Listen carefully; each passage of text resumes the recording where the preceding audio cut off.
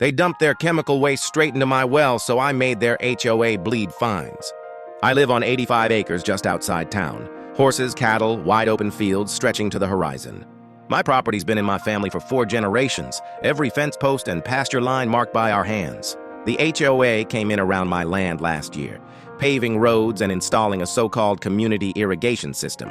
They didn't ask permission, even though my well supplies half the valley's water.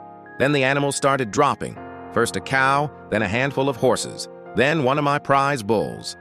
They all drank from the same creek that fed my well, and they got sick fast. Foaming at the mouth, staggering, gone within days. I found out what happened walking along the creek one morning, boots sinking into damp soil. A fresh trench had been dug, dirt still loose, and at the end was a new white PVC pipe sticking out. Chemical staining coated it, bright orange rust, powdery blue residue, liquid bubbling right into the stream. I snapped pictures, documenting every angle, every stain, every ripple of poisoned water. Then I found a letter buried in some HOA mail. Waste disposal procedures approved by contractor. It claimed the stream redirect was within environmental standards, signed by the HOA president, Clara. I called every agency I knew, starting with the Environmental Protection Bureau's hotline, then the State Agricultural Board. By the third call, I had a paper chain of regulations and violations stacked higher than my barn. Hazardous waste permits missed, zero runoff controls, illegal pipe installations, animal cruelty codes breached. The violations stacked higher than my barn, and I sent everything in.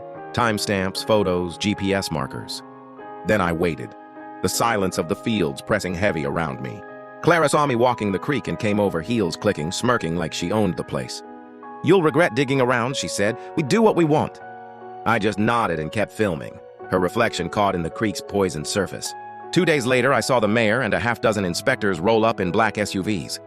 They cordoned off the HOA construction site completely, yellow tape fluttering in the wind. Clara showed up, pale now, wringing her hands as inspectors measured trenches and tested water. They scanned paperwork, cross-checking signatures and permits under the mayor's watchful eye. By afternoon, the Environmental Bureau slapped a $1.2 million fine on the HOA for dumping alone. The Agricultural Board revoked the contractor's license on the spot. The state forced the HOA to tear out every illegal pipe and reseed the entire creek buffer zone. Clara resigned 2 weeks later, her name scrubbed from every HOA document. At the next HOA meeting, barely half the board showed up, faces drawn and nervous. I haven't seen a single trench dug since that day. My animals recovered slowly, coats shining again under the sun. The creek runs clear now, no more strange colors or smells. The pasture smells like fresh hay again, not decay or chemicals. Neighbors stop by now and then, asking how I pulled it off. I tell them it wasn't revenge, it was justice for the land and the animals.